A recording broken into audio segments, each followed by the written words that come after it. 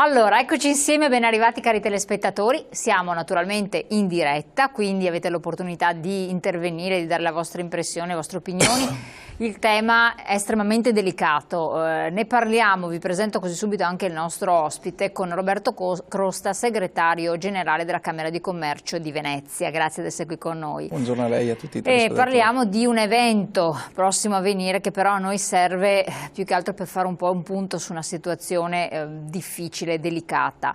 La giornata dell'economia apre dei versanti, apre degli spiragli da un lato se colti nel modo opportuno, ma soprattutto sottolinea determinate problematiche che si stanno accentuando nella nostra realtà, nel Veneto in particolare, poi vediamo anche l'area del veneziano rispetto ad altri territori. Vediamo di vedere un po', di capire insieme, dati alla mano, cosa sta succedendo e che tipo di tendenza ci possa essere e naturalmente cosa fanno gli enti, le istituzioni preposti per aiutare quelle che sono le imprese in difficoltà in un momento comunque ancora di grande cambiamento. Di quello che fa il governo sappiamo ormai bene, ma vediamo anche questo come viene mutuato, interpretato e può essere colto da chi invece vive nel territorio. E quindi non sono temi così semplici, però sono necessari, importanti perché tanti vogliono capire ma dove stiamo andando a finire? Ci sono possibilità, ci sono prospettive? Prospettive sicuramente ce ne sono, nel senso che segnali di positività, anche in base ai dati che noi abbiamo elaborato proprio per la giornata dell'economia che a Venezia si celebrerà venerdì prossimo, il 18 maggio, danno dei segnali di positività, soprattutto su chi internazionalizza, su chi va sui mercati esteri. Ci sono dei versanti molto positivi. Lì è molto importante quindi volgere verso questi tipi di versanti, senza portare l'azienda fuori, non delocalizzare, ma aprirsi da qui verso nuovi mercati. Esatto, non stiamo parlando di delocalizzazione, ma stiamo parlando di chi esporta. L'export ha sempre un segnale positivo. Ed è positivo anche in questi primi 3 mesi dell'anno, nonostante la crisi stia battendo in modo piuttosto marcato. L'altro segnale da saper leggere, perché non è detto che sia del tutto positivo, ne abbiamo già parlato altre volte, è la numerosità delle imprese che è ancora in crescita. Il saldo è positivo alla fine dello scorso anno, è leggermente negativo nei primi 3 mesi di quest'anno perché il numero delle cessazioni non è stato compensato dal numero delle nuove iscrizioni, quindi questo è un altro indice che nel 2012 i segnali della crisi stanno battendo in modo più marcato rispetto agli altri anni.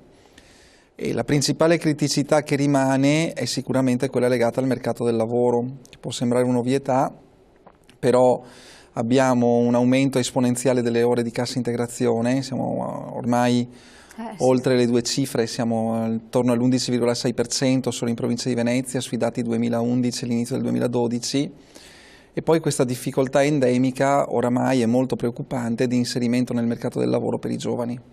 Sì, si pensava che con la fase 2 del governo si dovessero aprire nuove opportunità per i giovani, ma si sono chiuse per chi ha una certa età e chi si trova a metà del cammino di sua vita, ma non si sono aperte per i giovani, per cui sostanzialmente un fallimento un po' di una riforma, si può dire, in un momento di difficoltà doveva subito dare delle opportunità, certo. Non c'è stato. Qui ci sono 3 fattori da mettere in campo, il primo è quello che dice lei, cioè la questione riforma delle pensioni che ha sicuramente spostato molto in avanti l'età pensionabile e quindi di fatto bloccato l'accesso dei giovani nel mercato del lavoro. La seconda questione è questa riforma del mercato del lavoro che sia in attesa dell'articolato definitivo per capire bene cosa accadrà con questa questione delle forme flessibili, come impattano, come non impattano. Però ad esempio io sono curioso, lavorando in un ente pubblico, di vedere come verrà coniugata negli enti pubblici la questione dei lavoratori flessibili, che sono moltissimi, con i blocchi alle assunzioni che ci sono, perché o l'una o l'altra, la trasformazione del rapporto di lavoro non è possibile tra l'altro se non previa una procedura concorsuale, quindi questo è un aspetto molto delicato da andare a toccare. E l'altra questione che c'è è la questione della crescita, perché finora quello che abbiamo visto sulla crescita, a mio parere molto modesto, non incide in modo marcato sullo sviluppo del paese, cioè non è parlando di liberalizzazione delle licenze dei taxi o di altre questioni delle parafarmacie che si incide sullo sviluppo del paese. Mancano serie politiche industriali, mancano serie politiche che possano sbloccare i consumi, e l'aumento della tassazione sicuramente non favorisce questo aspetto. Quindi più che sulla fase 2 io mi auguro ci sia una fase 3 o 4 dove inizieremo a vedere qualcuna di queste cose, perché... Ma questa fase 3 o 4 proprio perché uno deve capire fino a dove posso arrivare. Quando secondo voi, secondo lei che poi degli studi li conduce anche nel settore, potrebbe essere? Stiamo parlando di mesi, di 1 anno, di 2 anni, di 10 anni, 20 anni come ha detto, che ben memora il Presidente del Consiglio, che a questo punto è come dire, vabbè, lasciamo perdere. Ma vede, qui c'è un problema di cui pochi ne parlano, ma che è il vero problema. Ed è il problema che lo Stato, e lo dimostra ampiamente quello che sta accadendo intorno a noi, in questo momento ha una gravissima crisi di liquidità. Gli interessi sul debito tendenzialmente crescono, le pensioni sono da pagare, gli stipendi pubblici sono da pagare. Teniamo conto che già alcuni comuni stanno riducendo all'80% ad esempio gli stipendi pubblici, qualcosa di trasferimento di fondi c'è da fare, la spesa sanitaria è da fare. In questo momento c'è stato un rastrellamento molto forte di risorse per far fronte a questa crisi enorme di liquidità che c'è stata. La fase 3, dal mio punto di vista, dovrebbe avvenire domani mattina, perché il tema vero, ieri forse, ieri addirittura, il tema vero in questo momento è quello del rilancio del consumo interno, perché noi non possiamo avere un'economia basata sull'internazionalizzazione o sull'esportazione. Il rilancio del consumo interno è un problema che si pone in modo molto marcato e non si può neanche pensare di risolvere con la politica dei grandi eventi, con la politica delle grandi opportunità. Sicuramente nei nostri territori avremo un'opportunità da qui al 2015 che è quella legata all'Expo di Milano, però è lunga. Abbiamo una grandissima opportunità legata al turismo, che riguarda sempre quello che accade intorno a noi, perché col turismo è un altro settore che non conosce crisi, anzi l'anno scorso c'è stato un aumento del 7-8% di presenze di arrivi turistici in provincia di Venezia. Però il vero tema è quali possono essere le politiche che contemperano le esigenze di liquidità e quindi la necessità di mantenere la tassazione su determinati livelli con la necessità di iniziare a detassare per ragionare in modo diverso. Esatto, questa è la questione.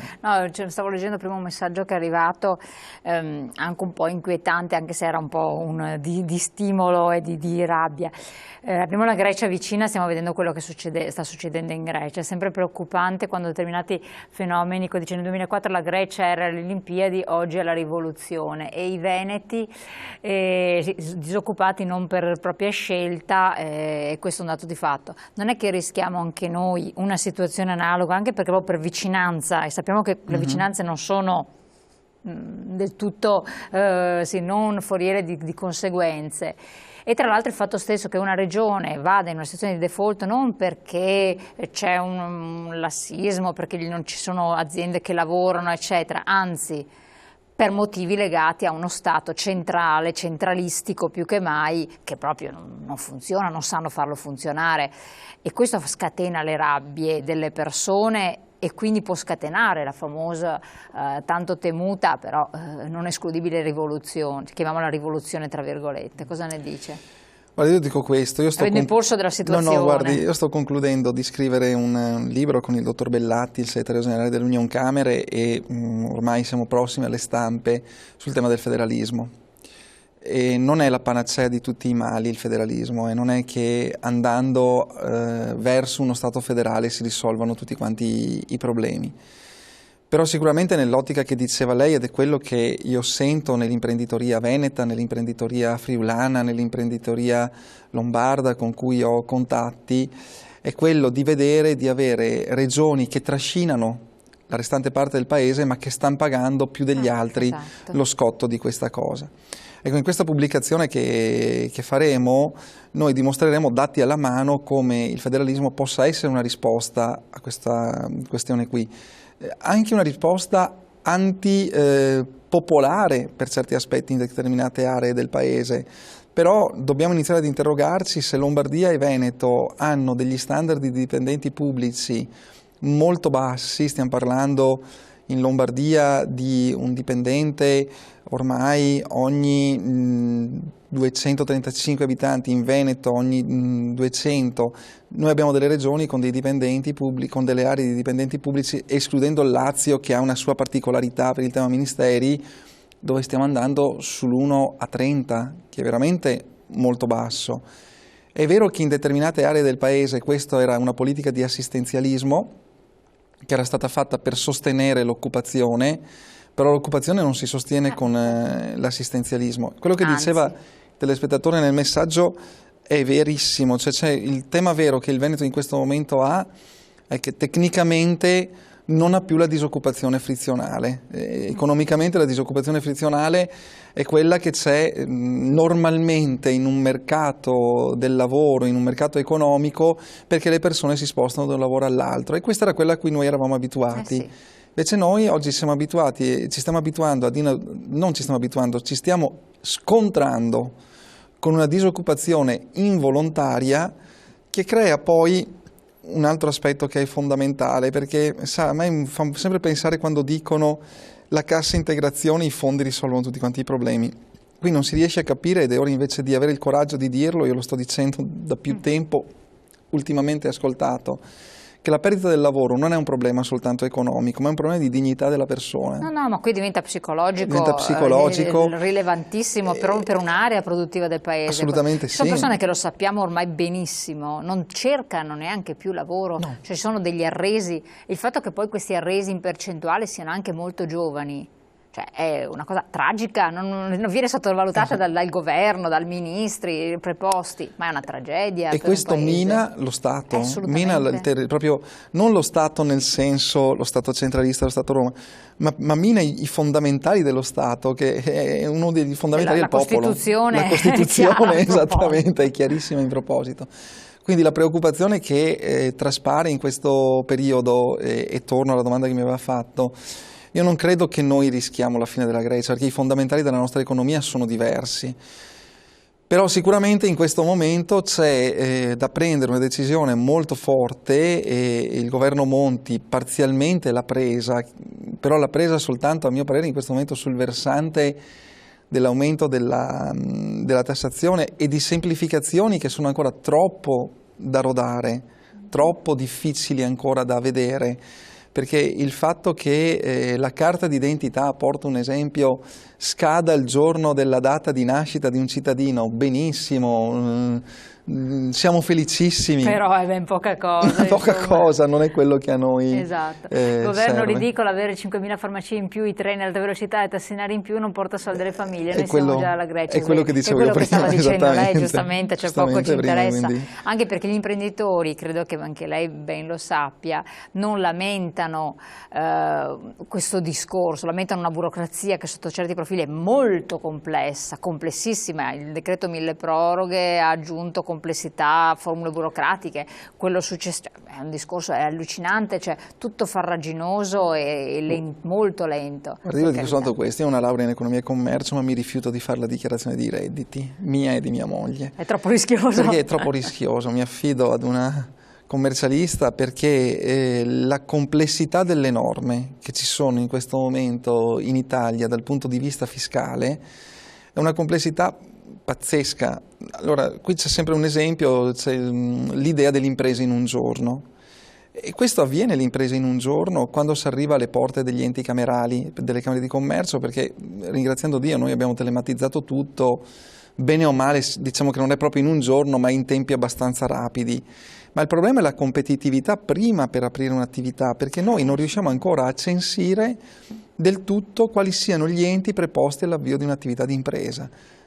Allora uno dice, ma perché siamo uno Stato che ha troppe autorizzazioni? È vero fino ad un certo punto, perché gli Stati Uniti, documenti alla mano, per aprire un'attività di impresa hanno molte più autorizzazioni di noi.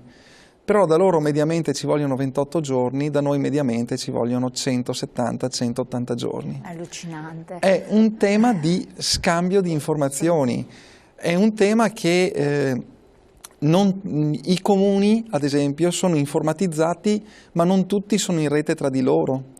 È un tema che quando noi andiamo a parlare di sportello unico delle attività produttive non riguarda soltanto l'interazione fra le camere di commercio e i comuni, ma riguarda i vigili del fuoco, riguarda le ASL, riguarda tutti i soggetti che ci sono sul territorio. Finché non metteremo in rete tutta la pubblica amministrazione che scambi questi dati, possiamo fare qualsiasi manovra di semplificazione amministrativa, sarà perfettamente inutile.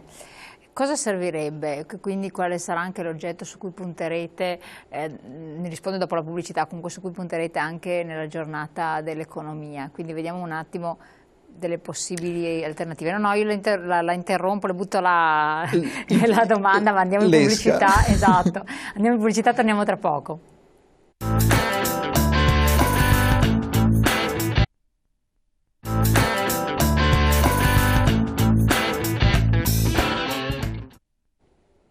Allora, vediamo un po' di provare a rispondere, poi ci sono sviluppi eccetera.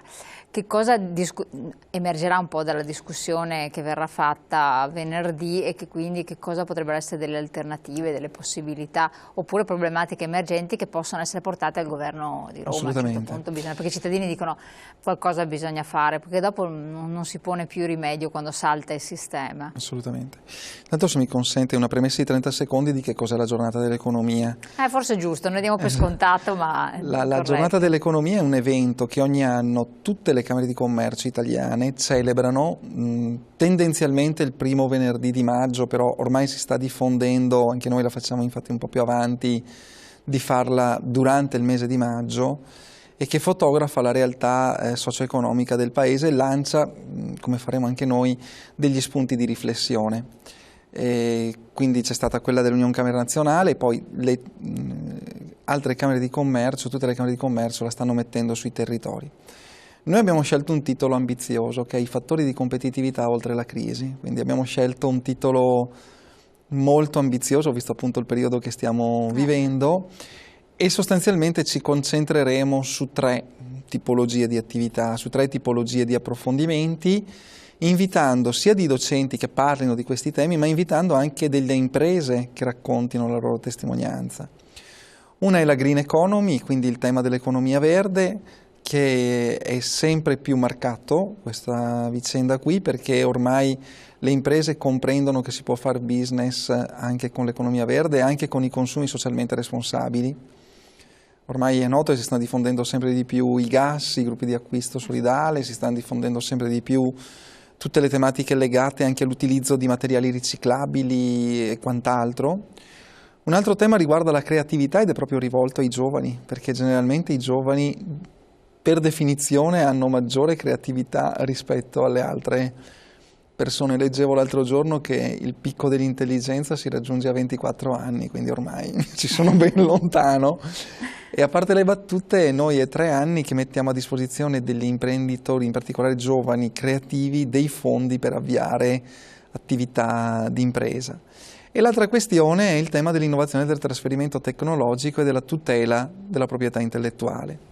Perché noi non dobbiamo dimenticarci che al di là del fatto del fare, soprattutto per chi va su mercati internazionali, deve abituarsi sempre di più a tutelare da un punto di vista brevettuale quello che fa. Qual è lo spunto che noi vogliamo mandare? Innanzitutto il primo spunto è appunto di portare le imprese al nostro tavolo, quindi non è accademia, ci sono le imprese che parleranno con noi e racconteranno le loro esperienze. E le racconteranno ad altri imprenditori. Noi vorremmo diventasse un momento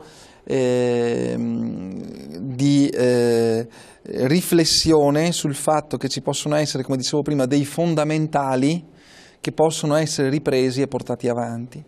Lo stimolo che noi vorremmo dare alle istituzioni locali, regionali e se possibile nazionali è quello di iniziare a ragionare su un percorso di sviluppo dal basso verso l'alto, non più dall'alto verso il basso. Credo che in questo momento noi non abbiamo bisogno di politiche dirigiste, non abbiamo bisogno di politiche di inquadramento generale. ma abbiamo bisogno di far emergere il buono che c'è sui nostri territori, portarlo a modello di sviluppo, a modello anche di ripensamento del nostro modello di sviluppo, perché diventi un fattore di competitività nuovo.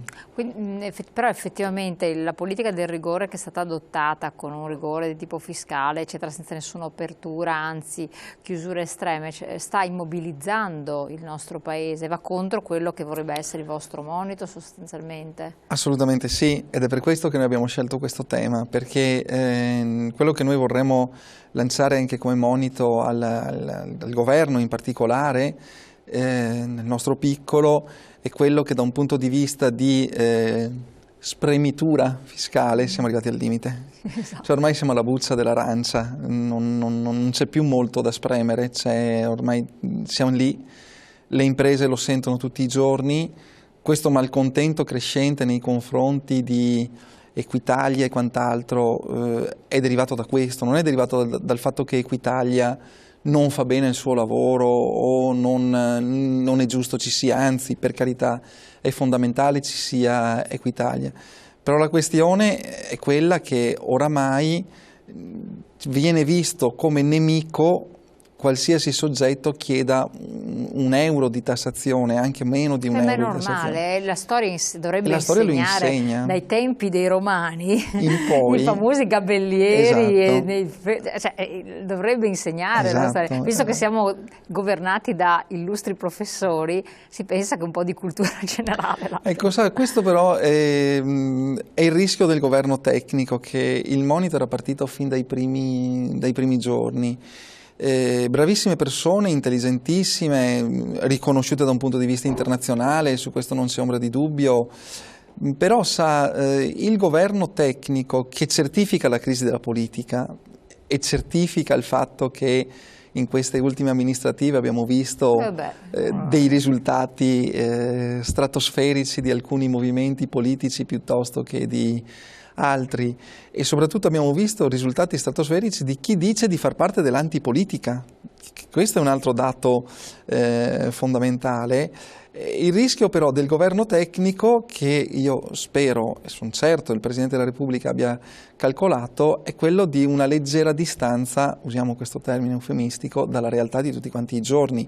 Non che il politico di professione ce l'abbia, però nel Parlamento siedono diversi volti della società, c'è l'imprenditore, c'è il libero professionista, c'è il consumatore, ci sono le diverse voci.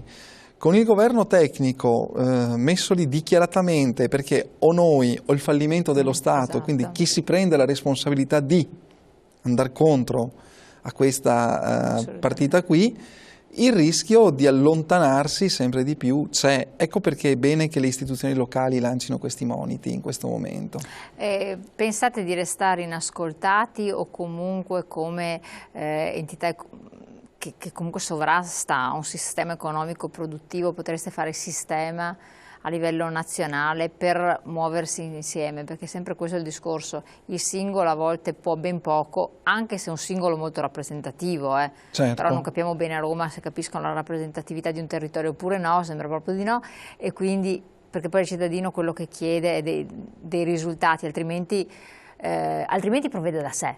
Ecco, ormai bisogna dirlo, altrimenti fa da sé, e l'esempio di Grillo e Movimento, faccio da me.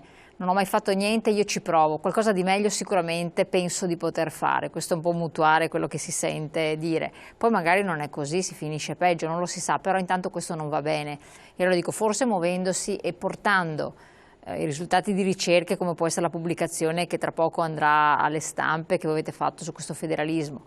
Può darsi che un incontro, una giornata come questa che porta delle riflessioni, quando soprattutto si parla di imprenditori ed esempi eclatanti, tante cose, se spinte a chi di dovere, forse fanno venire un ulteriore guizzo di intelligenza. Guardi, sotto questo aspetto qui è ovvio che per quanto possa essere rappresentativa la Camera di Commercio di Venezia, da sola ottiene poco. Le dicevo prima che è fondamentale l'approccio con le istituzioni locali, è fondamentale anche la rete delle Camere di Commercio da un punto di vista nazionale. E su questo aspetto noi ci stiamo muovendo in sinergia con l'Unione Camere Nazionale e le altre Camere di Commercio italiane. Sottesi ai 3 temi che noi abbiamo messo in campo nella giornata dell'economia del 18, sotteso lì c'è il tema particolare della formazione del capitale umano, che gravita su tutta questa cosa, che è un tema che come sistema camerale noi stiamo portando avanti in modo molto marcato da un punto di vista nazionale, regionale e veneziano. Dove per capitale umano io intendo, intendiamo tutti noi, quel patrimonio di conoscenze legate ad un territorio, che è la formazione scolastica, la formazione universitaria, l'apprendimento che gli imprenditori stanno creando sul territorio. E le faccio questo esempio che è importantissimo a mio parere da un punto di vista di quello che sta accadendo. Noi nella giornata dell'economia di venerdì definiremo gli imprenditori degli eroi del nostro tempo, eroi positivi. Non solo perché con una frase passata alle cronache per altri motivi resistono, non soltanto per questo, ma perché in questo momento sta emergendo in modo molto forte, in modo molto più sentito del passato, il valore sociale che l'impresa produce sul territorio. Cioè, l'impresa non è più vista soltanto come un arricchimento dell'imprenditore, ma è vista come un'opportunità di sviluppo del territorio. L'ho letto con la coda nell'occhio, dove lo Stato non può più garantire il livello di reddito che avevo prima e devo ricercarlo con altre forme, quindi devo sviluppare un territorio, devo creare opportunità di occupazione, devo creare benessere. In modo che la persona, purtroppo, quando hai fatto, fatto il disastro di rendere una flessibilità troppo flessibile, forse in momenti in cui non era necessario farlo, non era opportuno farlo, almeno questa persona perde un lavoro. Adesso abbiamo 1000 persone che verranno comunque licenziate, la Safilo, eccetera, o se non licenziate, il passo precedente è quello. Che cosa possono trovare? Se ci sono possibilità di creare piccole imprese, piccole aziende che vivano, questi possono trovare un'occupazione, altrimenti fa parte della lista delle persone che poi restano senza occupazione, che poi si arrabbiano. Che arrivano a gesti estremi, perché si parla spessissimo, giustamente, della tragedia legata ai suicidi degli imprenditori, ma ci sono tantissimi lavoratori che in questo periodo si sono suicidati e di quali se ne è parlato meno, ma ci sono, perché torna al tema che dicevo prima e che anche lei sottolineava della dignità della persona. E questo è un tema che non è legato all'assistenzialismo, il concetto di legarlo all'assistenzialismo, e questo, ecco, sulla riforma del mercato del lavoro, quel discorso che faceva la Fornero di dire cerchiamo di limitare gli strumenti della cassa integrazione va bene nella misura in cui però crei delle condizioni di mercato che permettano di non ricorrere alla cassa integrazione, perché altrimenti se uno si trova senza cassa integrazione, senza lavoro, il problema esplode in modo vistoso come sta accadendo in questo periodo. Ecco, un periodo un po' incandescente, anche se magari non è percepito ovunque, dappertutto come tale, però alcune forze politiche lo sentono, l'hanno percepito, individuato. Per quel che riguarda le prospettive territoriali dal punto di vista economico-produttivo, secondo lei ci sono margini di una certa ripresa, guardando proprio con la lente di ingrandimento del nostro nord-est?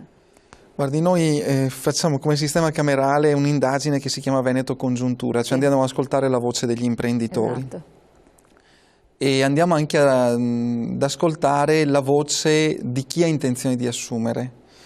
Ora noi abbiamo visto che è previsto un aumento di assunzioni, ma c'è sempre stato nei mesi estivi in provincia di Venezia, nel Veneto in generale, legata al settore turistico. Stagionalità. Però l'analisi di Veneto Congiuntura non vede un gran ottimismo negli imprenditori fino alla fine del 2012, dove noi abbiamo investigato. Quindi sarei veramente foriero di prospettive rosee se dicessi che le cose cambiano dalla sera alla mattina nel corso del 2012.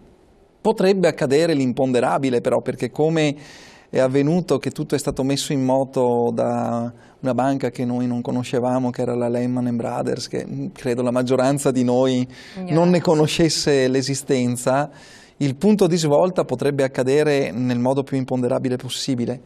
Il tema vero che noi abbiamo è che noi stiamo vivendo una guerra, perché è una guerra, ma senza le macerie. ed è brutale questa cosa, perché qualcuno paragona la crisi di oggi al 29 e vabbè, lì c'era un economista però che aveva detto facciamo scavare le buche, qualcuno che le riempia, andiamo in deficit e sistemiamo le cose, ed ha creato una scuola di pensiero importantissima dell'intervento dello Stato in economia. Però il punto di svolta forte nel 29 c'è stato con la seconda guerra mondiale. Sì. Non dobbiamo arrivare lì, cioè dobbiamo ricreare i fondamentali senza arrivare lì. Io non vedo una prospettiva molto rosea per il 2012. Mi auguro che il 2012 sia il punto di svolta, cioè sia il punto in cui arriviamo a toccare la svolta per il rilancio nel 2013. Con questo governo? E lo dico da economista, le chiedo da economista, con quello che sta facendo questo governo, non politicamente, non certo. voglio prescindere perché poco interessa poi alla fine. Esatto. Con questo governo, se avrà il coraggio di scelte sulla crescita forti, comprese alcune politiche di rilancio del consumo interno. Se questo governo non farà queste politiche qui e non semplificherà davvero la pubblica amministrazione, sarà molto difficile vedere il punto di svolta. Allora, andiamo a riflettere su queste cose, andiamo in pubblicità pochi secondi, poi vediamo di tirare un po' le fila nell'ultima parte.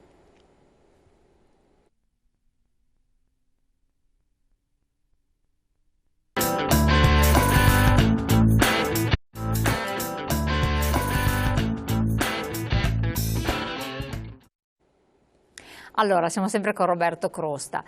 Tra l'altro sì, ne parlavamo un po' fuori onda, comunque anche l'escalation di terrorismo che guarda caso ci sono state proprio adesso, sono per carità motivate da determinati filoni anche ideologici, quel che vuole, però tac, sono venute fuori in questo momento ben preciso, unite da un fenomeno che se si parlava a settembre con ottobre, quando c'è stato l'installarsi dell'attuale governo, di quel che sarebbe potuto accadere, avrebbero negato le possibilità, cioè gli attentati a Equitalia, alle sedi di Equitalia, che non pensavano neanche essere ipotizzabili, e invece si stanno tranquillamente, per adesso in modo molto tranquillo, verificando, ma sono dei segnali che vanno interpretati, che vanno colti, interpretati, capiti e soprattutto in qualche modo incanalati, perché se non vengono sapientemente incanalate certe energie propulsive che ci sono nella nostra società, questi ci esplodono tra le mani. Cosa ne dice?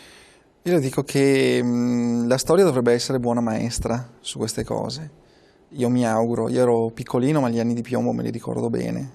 Ricordo molto bene e da dove si è partiti per arrivare agli anni di piombo la situazione non è molto diversa da quella di oggi, con una grande differenza, che è la velocizzazione dell'informazione. È una cosa straordinaria. All'inizio degli anni 70 un'informazione gravitava con la velocità 5, ora l'informazione ma in un ambito limitato limitata. Poi del passaparola. Ora internet, mail, giornali online, canali digitali stessi che hanno allungato moltissimo l'offerta televisiva fanno esplodere questa cosa, e questo è il primo aspetto molto importante che vorrei sottolineare. Spero che chi ha responsabilità politiche legga bene i libri di storia di quel periodo, perché l'escalation è la stessa, si è iniziato con gli attentati alle cose, poi si è passati con gli attentati alle persone, con le gambizzazioni che abbiamo già visto recentemente a Genova, e poi si è alzata sempre più la mira fino ad arrivare a fatti molto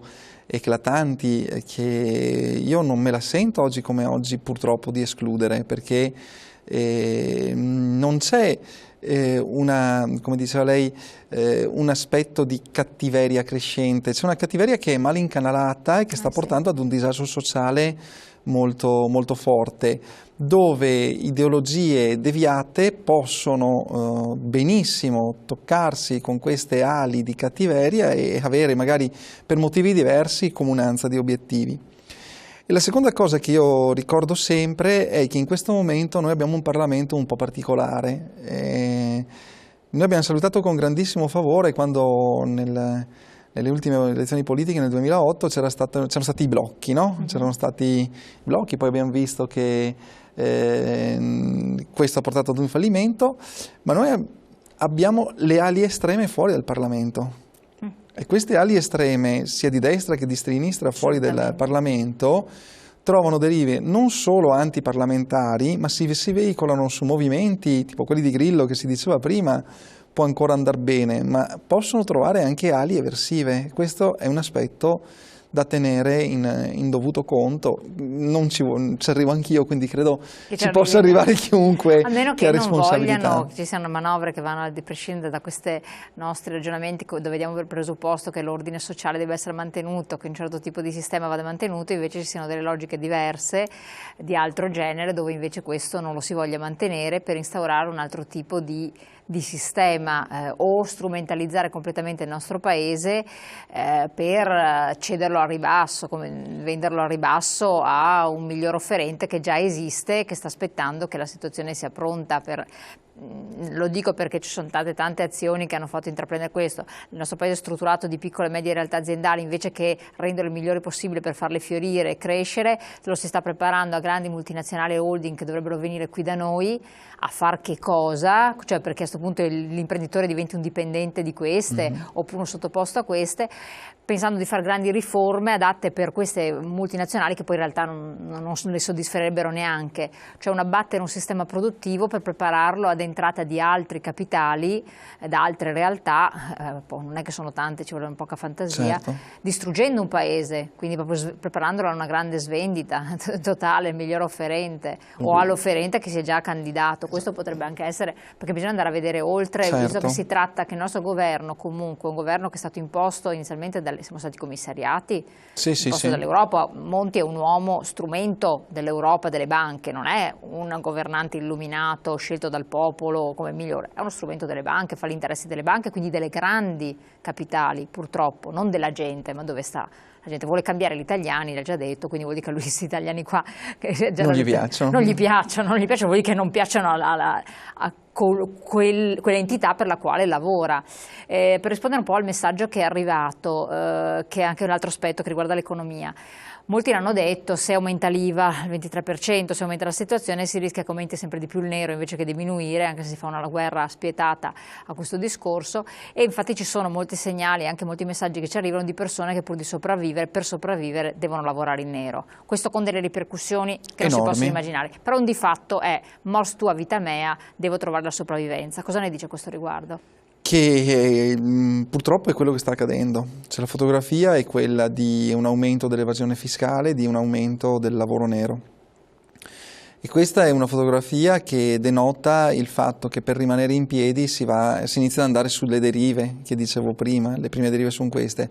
Attenzione, invece di migliorarle si peggiora. Attenzione perché il lavoro nero non è soltanto un problema di mancata versamento contributivo, ma torna un problema, io uso una parola forte, di schiavitù, perché il lavoro nero sostanzialmente vuol dire legarmi mani e piedi ad un soggetto che finché gli sono comodo, finché accetto le regole del gioco, finché va bene, mi fa lavorare in nero, ed è già un regalo che mi fa, ma nel momento in cui si stanca, sapendo che in questo momento c'è un eccesso di manodopera in circolazione, mi può tralasciare tranquillamente senza tutele.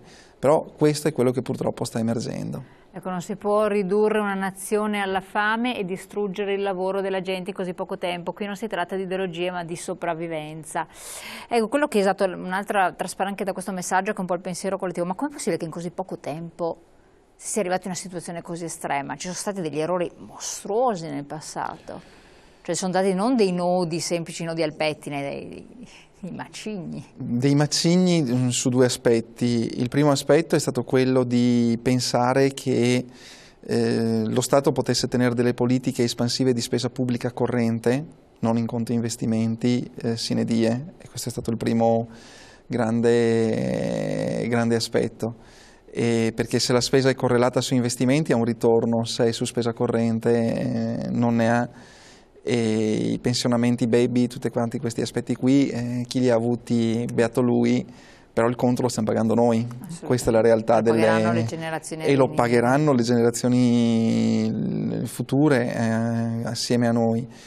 E l'altro aspetto che c'è stato è stato quello di un popolo che a mio parere ha vissuto ben al di sopra della propria potenzialità media, cioè non abbiamo, al di là del fatto di avere la casa, di essere un popolo che ha molto risparmiato, questo risparmio, ed è questo un altro aspetto molto fondamentale che noi abbiamo, Cioè, per esempio, si parla sempre del nostro debito pubblico che è enorme, ed è vero, ma ci sono stati che hanno un debito pubblico molto superiore al nostro.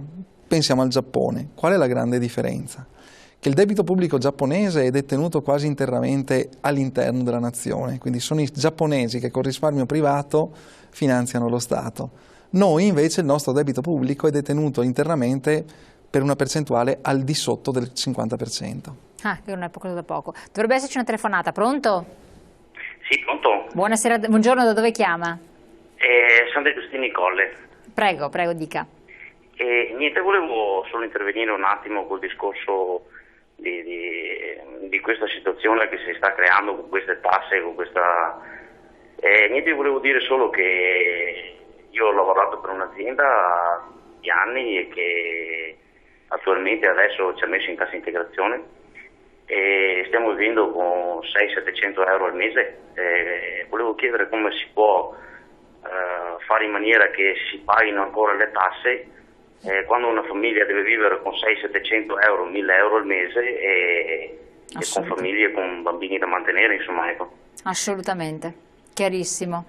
Grazie. Volevo solo indicare un po' quello perché attualmente c'è gente in giro tanto arrabbiata. No, ma quindi volevo solo chiedere se c'era una soluzione a fare qualcosa perché i comuni vengono fuori anche loro, insomma, a trovare qualche situazione perché la gente ha debiti, la gente ha mutui. Quindi... no, è soprattutto questo è il problema. Grazie del suo intervento.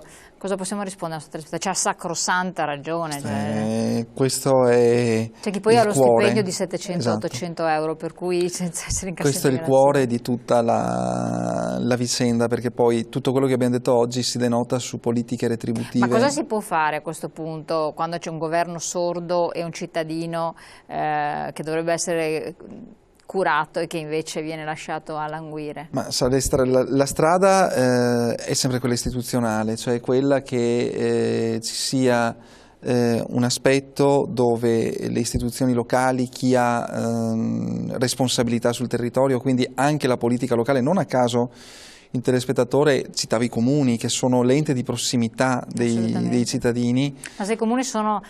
ma il problema è che i comuni sono al tubo del gas, manifestano il 24 anche loro, però appunto è da lì che deve partire questa rivolta civile, cioè deve partire una rivolta civile per far capire che siamo arrivati ad un punto dove non c'è ritorno. Quindi non c'è soluzione, o c'è una rivolta civile oppure le cose si muore tutti. Oppure si muore tutti, oppure ci può essere una deriva che non sappiamo dove possa portare.